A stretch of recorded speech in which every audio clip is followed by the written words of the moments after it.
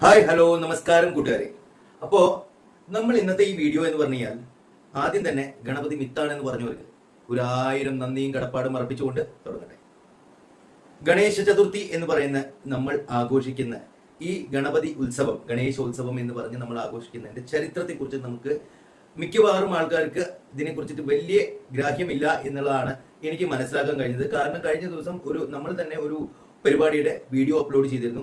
അതിന് കൊടുത്തിട്ടുള്ള അനൗൺസ്മെന്റിന്റെ ഭാഗമായിട്ട് ഗണേശ് ചതുർത്ഥി ഗണേശന്റെ ജന്മദിനമായിട്ടാണ് കരുതപ്പെടുന്നത് എന്നുള്ളതാണ് അവർ അനൗൺസ്മെന്റിലൂടെ പറഞ്ഞത്. അപ്പോൾ ഇതിന്റെ ഒരു ക്ലാരിറ്റി, ആദ്യത്തെ പോയിന്റ് അതാണ്.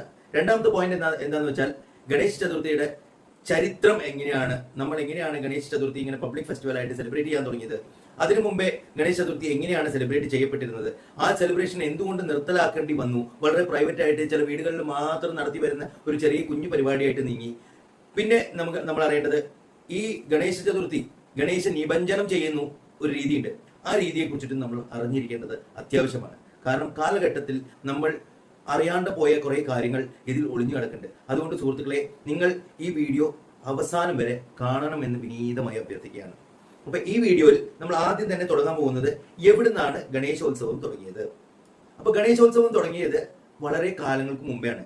ഇന്നോ ഇന്നലെയോ തുടങ്ങിയ ഒരു സംഭവമല്ല ഗണേശോത്സവം എന്ന് പറയുന്നത്. ഗണേശോത്സവം ആദ്യം തുടങ്ങി വെച്ചത് ഗുപ്ത എംപയർ, ഗുപ്തകൾ ഭരിച്ചിരുന്ന കാലഘട്ടത്ത് ഗണേശനെ ഒരു 4ാമത്തെയും 5ാമത്തെയും സെഞ്ചുറിയില് ഗുപ്തമാര് ഗണേശ ചതുർത്ഥി എന്നുള്ള ഫെസ്റ്റിവൽ രീതിയിൽ അവർ ഗണേശനെ ആദിപൂജിതനായിട്ട് വളരെ സ്പെഷ്യാലിറ്റി കൊടുത്ത് പ്രാർത്ഥിക്കുന്നതുകൊണ്ടാണ് ആദ്യം ഗുപ്ത എംപയർകാര് ഇത് സെലിബ്രേറ്റ് ചെയ്യാൻ തുടങ്ങിയത്. പിന്നെ അത് ചോളാസും രാഷ്ട്രകൂടാസും ചാലുക്യാസും ഒക്കെ ഗണപതിയുടെ ഫെസ്റ്റിവൽ, അത് 6ാമത്തെയും 12ാമത്തെയും സെഞ്ചുറിയുടെ ഇടയിലാണ് കേട്ടോ. എനിക്ക് ഈ ഡേറ്റുകൾ ഓർത്തു വെക്കാൻ വേണ്ടിയിട്ടാണ് ഞാനൊന്ന് നോക്കി സംസാരിക്കുന്നത്. അതുകൊണ്ട് ആർക്കും വിരോധം തോന്നരുത്. അപ്പോൾ അത് കഴിഞ്ഞ് അതുവരെ ഇത് ഒരു ഫാമിലി റിച്വൽ ഫെസ്റ്റിവൽ ആയിട്ടാണ്. പിന്നെ ബ്രിട്ടീഷുകാർ ഭരണത്തിൽ വന്നു. ഇന്ത്യയിൽ ബ്രിട്ടീഷുകാർ ഭരണത്തിൽ വന്നപ്പോൾ അന്നാണ് ശരിക്കും നമ്മുടെ ജാതി വിവേചനം വരെ ഇത്ര കാര്യമായിട്ട് എടുത്തു തുടങ്ങിയത്. സവർണര് അവർണര് എന്നുള്ള രീതിയിൽ അവർ തന്നെ തിരിച്ച് നമ്മളുടെ ഇടയിൽ ഭിന്നത ഉണ്ടാക്കുകയാണ് ഉണ്ടായത്. അവിടെയാണ് നമ്മളുടെ ഈ സവർണരും അവർണരും ജാതിപരമായിട്ടും ജോലിപരമായിട്ടും തിരിച്ചു വെച്ചിട്ട് കീഴ് ജാതി മേൽ ജാതി എന്നൊക്കെ പറഞ്ഞ് ഭയങ്കരമായിട്ട് അതായത് പല രാജാക്കന്മാരും ഭരിച്ചതിന്റെ രീതികളിലാണ് ഇങ്ങനെയുള്ള സംഭവം ഉണ്ടായത്. പക്ഷെ ഇപ്പൊ പറഞ്ഞു വന്ന കാര്യം എന്താണെന്ന് വെച്ചെങ്കിൽ, നമ്മളുടെ ഈ ബ്രിട്ടീഷ് ഭരിക്കുന്ന ഒരു കാലഘട്ടത്ത് ഇവര് ഈ പബ്ലിക്കായിട്ട് ഗണപതി ഫെസ്റ്റിവൽ നടത്താൻ സമ്മതിച്ചിരുന്നില്ല. അവര് അതിനെ സ്ട്രോങ് ആയിട്ട് അതിന് ഒരു പ്രശ്നമായിട്ട് എടുത്ത് അത് നടത്തുന്ന ആൾക്കാർക്ക് എതിരെ പല രീതിയിലുള്ള ലീഗൽ ആക്ഷൻസ് എടുത്തുകൊണ്ട് അത് പ്രൈവറ്റ് ആയിട്ട് കുഞ്ഞു കുഞ്ഞു ഫാമിലീസിൽ വളരെ പേഴ്സണൽ ആയിട്ട് നടത്തുന്ന ഒരു പരിപാടിയായിട്ടാണ് ഇത് നടന്നിരുന്നത്. അപ്പോൾ ഇത് എങ്ങനെയാണ് ഒരു പബ്ലിക് ലെവലിലേക്ക് എത്തിയത്? അപ്പോൾ പബ്ലിക് ലെവലിലേക്ക് എത്തിയത് എപ്പോഴാന്ന് വെച്ചാൽ 1893 ശ്രീ ബാലഗംഗാധർ തിലക്, ലോകമാന്യ തിലക് എന്ന് പറയുന്ന ബാലഗംഗാധർ തിലക് ഇന്ത്യയിലുള്ള ഈ മറ്റേ നാഷണലിസ്റ്റ് മൂവ്മെന്റ്, അതായത് സ്വാതന്ത്ര്യത്തിന് വേണ്ടിയിട്ടുള്ള നാഷണൽ മൂവ്മെന്റിന്റെ ഭാഗമായി എല്ലാ ജനങ്ങളെയും എല്ലാ ഇന്ത്യക്കാരെയും ഒരുമിച്ച് ഒരു കുടക്കീഴിൽ കൊണ്ടുവരാനും ഒരു ഒത്തൊരുമയുടെ ഭാഷയെ പുറത്ത് വിളിച്ചു പറയാനും വേണ്ടിയിട്ടാണ് ഗണേശ ചതുർത്ഥി എന്നുള്ള നാളിൽ ഗണേശോത്സവം പബ്ലിക്കായിട്ട് കൊണ്ടാടാൻ തീരുമാനിച്ചത്. എന്നാൽ ഗണേശ ചതുർത്ഥി ഒരിക്കലും ഗണേശന്റെ ജന്മദിനമല്ല. ചതുർത്ഥി എന്ന് പറയുന്നത് എല്ലാ മാസങ്ങളിലും വരുന്ന ഒരു നാളാണ്. 4ാം ദിവസം, അമാവാസിക്ക് ശേഷം വരുന്ന 4ാം ദിവസമാണ് ചതുർത്ഥി. ആ ചതുർത്ഥിനെ നമ്മൾ ഗണേശന്റെ, അതായത് ഇത് ഏതാണ് മാസം എന്ന് പറഞ്ഞു കഴിഞ്ഞാൽ ഇത് ഭദ്രപദ മാസത്തിലാണ് എന്നുള്ളതാണ് ഇവർ പറയുന്നത്. നമ്മളുടെ ഭദ്രപദ ഗണേശോത്സവം എന്നുള്ളതാണ് അറിയപ്പെടുന്നത്. അപ്പൊ ഈ ഭദ്രപദ മാസത്തിലെ 4ാമത്തെ ദിവസം, അമാവാസി കഴിഞ്ഞ് 4ാമത്തെ ദിവസമാണ് ഗണേശ ചതുർത്ഥിയായിട്ട് കൊണ്ടാടുന്നത്.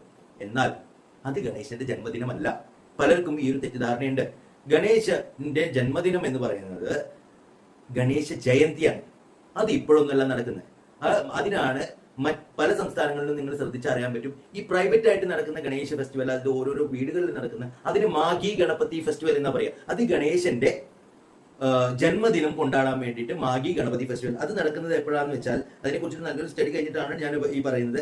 മാഘ ഗണപതി ഫെസ്റ്റിവൽ ശുക്ലപക്ഷത്തിലെ ചതുർത്ഥി നാളിൽ, അതായത് മറ്റേ പൂർണിമയുടെ 4ാം ദിവസം മാഘമാസത്തിൽ നടക്കുന്ന മാഘ ഗണപതി ഫെസ്റ്റിവൽ, അതാണ് മാഗി ഗണപതി ഫെസ്റ്റിവൽ എന്നറിയപ്പെടുന്നത്. നേരെ മറിച്ച് അതിന് ഗണേശ് ജയന്തി എന്നാണ് പറയുന്നത്, അത് ജന്മദിനം.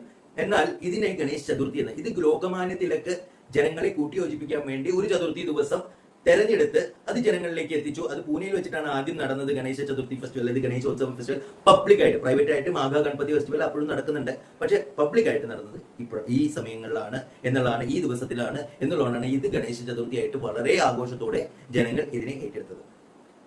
ഇനി കേരളത്തിൽ ഗണേശോത്സവം എപ്പോഴാണ് വന്നേ ഉണ്ടായിരുന്നെങ്കിൽ പോലും വളരെ ചെറിയ രീതിയിൽ പല ദിക്കിലും നടന്നിരുന്നെങ്കിലും ഇത്ര ആഡംബരമാക്കി വന്നതിന് റഹീമിൻ ജിക്ക് ഒരുപാട് നന്ദി രേഖപ്പെടുത്തുന്നു ഇതിനിടയിൽ. അപ്പോ ഇനി അടുത്തൊരു ചോദ്യമുണ്ട്. ഹിസ്റ്ററി മനസ്സിലായി എന്താണ് മാഘി ഗണപതി ഫെസ്റ്റിവൽ.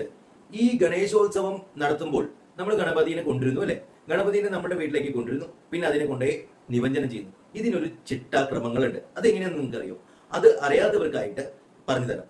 അതായത് ഓഡ് ഡേയ്സ് എന്ന് പറയും. ഓഡ് ഡേയ്സ് എന്ന് പറഞ്ഞാൽ 1, 3, 5 അങ്ങനെയുള്ള തീയതികളിലാണ് 10 ദിവസത്തെ ഫെസ്റ്റിവലില് ഗണപതിനെ കൊണ്ടുവരുന്നതും നിമഞ്ജനം ചെയ്യുന്നത്. ചിലർ 1 വിട്ടിട്ട് രണ്ടാമത്തേൽ പറ്റാത്തതുകൊണ്ട് 1.5 ചെയ്യും.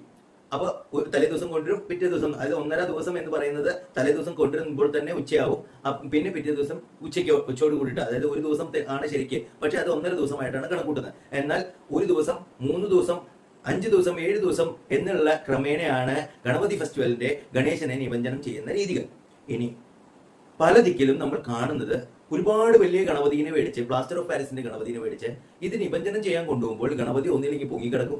പ്ലാസ്റ്റർ ഓഫ് പാരീസ് ആയതുകൊണ്ട് തന്നെ അത് വെള്ളത്തിൽ മുങ്ങില്ല. രണ്ടാമത്തെ കാര്യം എന്ന് വെച്ചാൽ ഒരുപാട് വലിയ ഗണപതികളെ പലപ്പോഴും വെള്ളത്തിൽ മുങ്ങാറില്ല. താഴെ ചെന്ന് ഇരുന്നാൽ പോലും അതിന്റെ തലഭാഗത്ത് വെള്ളത്തിന് മുകളിൽ നിൽക്കുന്ന സന്ദർഭങ്ങൾ നമ്മൾ കണ്ടിട്ടുണ്ട്.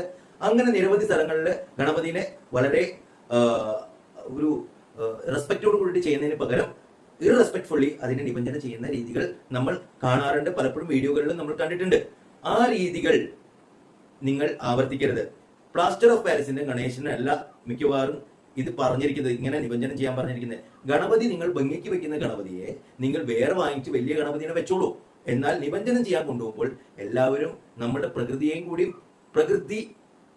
പ്രകൃതിയെ സംരക്ഷിക്കാനും പ്രകൃതിയെ സ്നേഹിക്കാനുമാണ് നമ്മൾ ഈ ദൈവങ്ങളൊക്കെ പറഞ്ഞിരിക്കുന്നത്. അപ്പൊ ഈ പ്രകൃതിയെ തന്നെ നശിപ്പിക്കുന്ന ഒരു വിഗ്രഹം കൊണ്ടുപോയിട്ട് നമ്മൾ പ്രകൃതി നശിപ്പിക്കുന്ന രീതിയിൽ നിബന്ധനം ചെയ്തിട്ട് കാര്യമുണ്ടോ?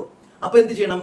അപ്പോ കുഞ്ഞു വിഗ്രഹങ്ങൾ നമ്മൾ നിബന്ധനം ചെയ്യാനായിട്ട്, കുഞ്ഞു വിഗ്രഹം അത് പൂജ ചെയ്ത് കാര്യങ്ങളൊക്കെ ചെയ്ത് നമ്മൾ കൊണ്ടുപോയി നിബന്ധനം ചെയ്യണം. വലിയ വിഗ്രഹങ്ങൾ നിങ്ങൾ അതിനെ പൂജിക്കാനല്ല, നിങ്ങളുടെ ഗണപതി ഫെസ്റ്റിവലിന്റെ ഭാഗമായി അത് അലങ്കാരികമായിട്ട് വെക്കാൻ വേണ്ടിയിട്ട് മാത്രം ഉപയോഗിക്കുക. ഇത് നിങ്ങൾ അറിഞ്ഞിരിക്കേണ്ട ഒരു കാര്യമാണ്. പലരും വലിയ വലിയ ഗണപതിനെ കൊണ്ടുപോയി ക്രെയിനിലൊക്കെ കൊണ്ടുപോയി ബോംബെയിലൊക്കെ ഒരുപാട് പേര് ഇത് ചെയ്യുന്നുണ്ട്. അത് അറിവില്ലായ്മയാണ്. അങ്ങനെയല്ല ഗണേശോത്സവത്തിന് ഇത് ചെയ്യേണ്ടത്. നിങ്ങൾ പ്രകൃതിയാണ് ബുദ്ധിമുട്ടിക്കുന്നത് എന്നും കൂടി പറഞ്ഞുകൊണ്ട് ഇന്നത്തെ ഈ വീഡിയോ അത്യാവശ്യം ഇൻഫോർമേറ്റീവ് ആയിരുന്നു എന്ന് ഞാൻ മനസ്സിലാക്കുന്നു. എല്ലാവർക്കും ഷെയർ ചെയ്യുക, കമന്റ് ചെയ്യുക. നിങ്ങളുടെ വിലയേറിയ അഭിപ്രായങ്ങൾ തീർച്ചയായും കമന്റിലൂടെ രേഖപ്പെടുത്തുക. ഇതുപോലെ ഇനിയും നിങ്ങൾക്ക് ഇൻഫോർമേഷനുകൾ അറിയാൻ താല്പര്യമുണ്ടെങ്കിൽ അതുപോലുള്ള വീഡിയോസ് ഞങ്ങൾ ചെയ്യാൻ റെഡിയാണ്. അതുവരെ ഇനി അടുത്തൊരു വീഡിയോയിലൂടെ കാണുന്നവരെ നന്ദി, നമസ്കാരം.